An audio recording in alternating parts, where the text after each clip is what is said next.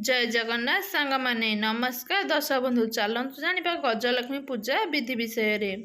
गजलक्ष्मी पूजा आश्विन पूर्णमी तिथि रे होइथाए। एही दिन माँ लक्ष्मी आविर्भाव एवं जन्म नेइथिले। समुद्र मंथन समय रे माँकर जात होइथिला। से आश्विन मास पूर्णमी रे माँ जात होइथिबारु तांको एही दिन रे तांकर पूजा करा जाए। माँकर पूजा साधारणतः मंडप मानकरे होइथाए। ଯେଉଁମାନେ ଘରେ କରିବା ପାଇଁ ଚାହୁଁଛନ୍ତି ଘରେ ମଧ୍ୟ କରିପାରିବେ। ଗଜଲକ୍ଷ୍ମୀ ପୂଜା ଚନ୍ଦ୍ର ଆଲୋକ ସନ୍ଧ୍ୟା ସମୟରେ ହୋଇଥାଏ। ମାଙ୍କ ଗଜରେ ବସିଥିବା ମୂର୍ତ୍ତିକୁ ପୂଜା କରାଯାଇଥାଏ। ସେଥିପାଇଁ ଏହାକୁ ଗଜଲକ୍ଷ୍ମୀ ପୂଜା କୁହାଯାଏ। ନାରୀମାନେ ଏହି ପୂଜା ଘରେ ମଧ୍ୟ କରିପାରିବେ। ମାଙ୍କର ଅଷ୍ଟଭୁଜା ରୂପକୁ ପୂଜା କରାଯାଇଥାଏ। ଏହି ଦିନ ମାଙ୍କୁ ପୂଜା କଲେ ମାଙ୍କର ଅଷ୍ଟଲକ୍ଷ୍ମୀଙ୍କ ଆଶୀର୍ବାଦ ମିଳିଥାଏ। ଗଜ ବା ହାତୀ ଓ ପେଚାକୁ ମଧ୍ୟ ପୂଜା କରାଯାଇଥାଏ। ପୂଜା ଦିନ ସକାଳୁ ଉଠି ପୂଜା ସ୍ଥାନକୁ ଲିପା ପୋଛା କରି ଚିତା ଝୋଟି ପକାଇବେ।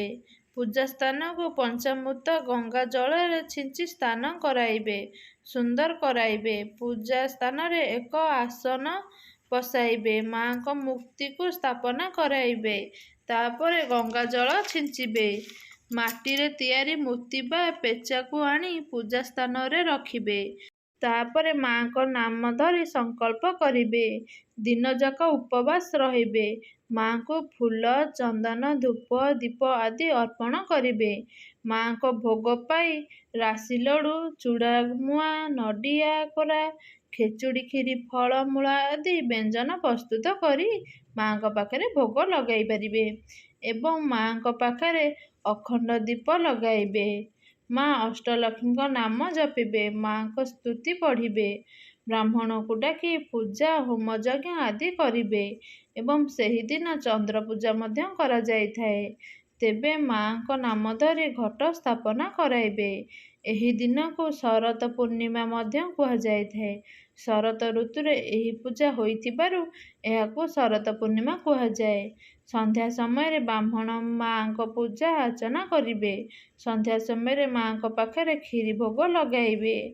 ଆଶା କରୁଛି ଆପଣମାନଙ୍କୁ ଏହି ଭିଡ଼ିଓଟି ଭଲ ଲାଗିଥିବ। ଭିଡ଼ିଓଟି ଭଲ ଲାଗିଥିଲେ ନିହାତି କମେଣ୍ଟ ବକ୍ସ ମାଧ୍ୟମରେ ଆପଣମାନଙ୍କର ମତାମତ ଦେବା ପାଇଁ ଜମାରୁ ବି ଭୁଲିବେନି।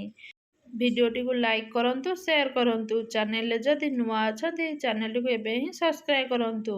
ରହୁଛି ନମସ୍କାର, ଜୟ ଜଗନ୍ନାଥ। ପୁଣି ଦେଖା ହେବ କେତେ ସୁନ୍ଦର ଭିଡ଼ିଓ ସହିତ ଆଗାମୀ ଦିନମାନଙ୍କରେ। ହଁ, କମେଣ୍ଟ ବକ୍ସରେ ନିହାତି ଜୟ ମା ଲକ୍ଷ୍ମୀ ଲେଖିବା ପାଇଁ ଜମାରୁ ବି ଭୁଲିବେନି। ନମସ୍କାର।